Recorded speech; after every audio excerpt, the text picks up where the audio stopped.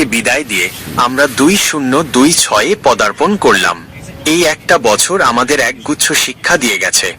আমাদের কর্তব্য এবং দায়িত্ব হলো এই শিক্ষাগুলোকে কাজে লাগিয়ে 2026-কে একটি স্মরণীয় বছর হিসেবে আমাদের মনের মণিকোঠায় রাখা।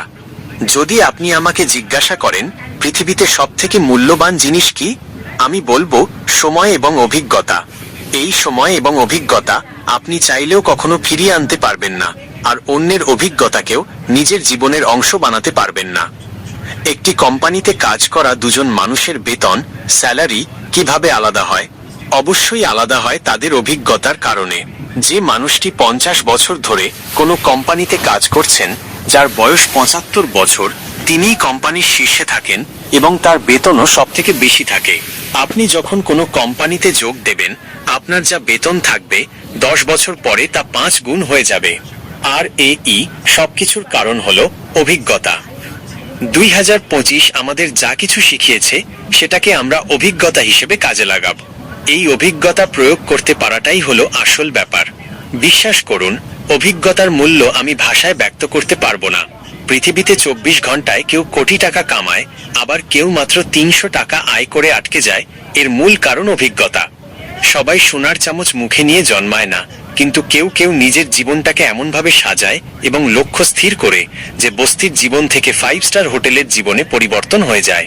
আপনি কি চান না আপনার জীবনেও এমন পরিবর্তন আসুক? গত 1 বছরে মানুষের ব্যবহার এবং দৃষ্টিভঙ্গি অনেক বেশি টাকা কেন্দ্রিক হয়ে গেছে। এই বাস্তবতাকে যদি আপনি লক্ষ্য করে থাকেন, তবে কি আপনার মনে হয় না যে আগামী বছরটি এমনভাবে কাটানো উচিত যাতে গত 5 বছরের সব ভুল আর ঘাটতি পূরণ হয়ে যায়? পরিশ্রম যদি সঠিক জায়গায় সঠিকভাবে করা যায়, তবে তা কখনো ধোঁকা দেয় না। 2025 সালটি চোখের পলকে শেষ হয়ে গেছে, এটা মেনে নেওয়া অনেকের জন্যই কঠিন। সময়কে গুরুত্ব দিলে সে আপনাকে অনেক উপহার দেবে, কিন্তু হেলায় হারালে সময় আপনার জীবনের সবথেকে বড় শত্রু হয়ে দাঁড়াবে। মনে রাখবেন, আজকের জীবন মসৃণ হলে আগামী জীবন কঠিন হবে, আর আজকের জীবনটা যদি কঠিন পরিশ্রমে কাটানো যায়, তবে আগামী জীবন মসৃণ হবে। আগামীকাল নিয়ে দুশ্চিন্তা তখনই হবে যখন আপনি আজকের সময় নষ্ট করবেন। ভবিষ্যতের পরিকল্পনা মানে দুশ্চিন্তা করা নয়, বরং পরিকল্পনা না করা মানেই হলো দুশ্চিন্তাকে ডেকে আনা। নিজের অবস্থান নিয়ে ভাবুন এবং নিজের সম্মান রক্ষা করুন। মানুষ এখন মানুষের অবস্থানকে বেশি গুরুত্ব দেয়। আপনি কি আপনার পরিবারকে সেই সুন্দর জীবন দিতে চান না যার স্বপ্ন আপনি ছোটবেলায় দেখতেন? যদি চান, তবে সময়কে কাজে লাগান এবং 2025 থেকে শিক্ষা নিন।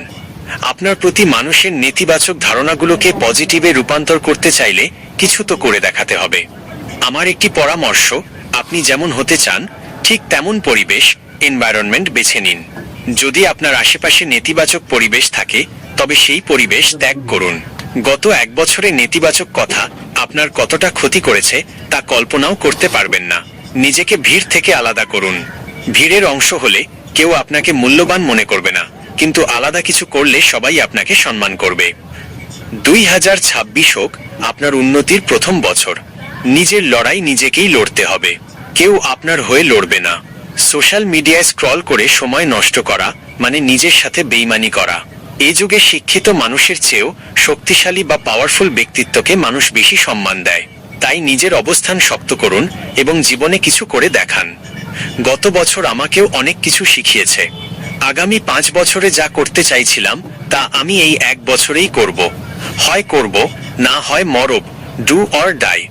আসুন আমরা সবাই এই প্রতিজ্ঞা নিয়ে নতুন বছর শুরু করি। কথাগুলো ভালো লাগলে চ্যানেলটি সাবস্ক্রাইব করে রাখবেন এবং উৎসাহ দিতে লাইক ও শেয়ার করবেন। ধন্যবাদ সবাইকে।